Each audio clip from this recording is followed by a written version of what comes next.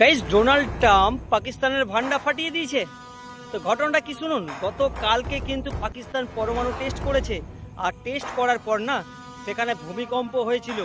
সেখানে রিক্টার স্কেলের মাপে 6.5 কিন্তু মাত্রা ছিল সেই ভূমিকম্পের। কিন্তু পাকিস্তানের মানুষজন কিন্তু আদৌ জানে না, বা গোটা বিশ্বের কাছে কিন্তু এটা লুকিয়ে করা হয়েছিল। গতকালকে কিন্তু ডোনাল্ড ট্রাম্প বলে দিয়েছে যে পাকিস্তান এরকম পরমাণু টেস্ট করেছে, কিন্তু ট্রাম্প জানতো।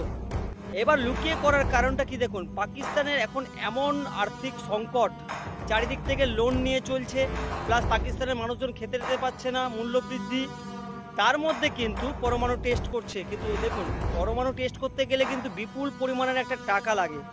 সেই টাকা কিন্তু বেরোচ্ছে পরমাণু টেস্টের সময়, অথচ পাকিস্তানের মানুষ খেতে পাচ্ছে না।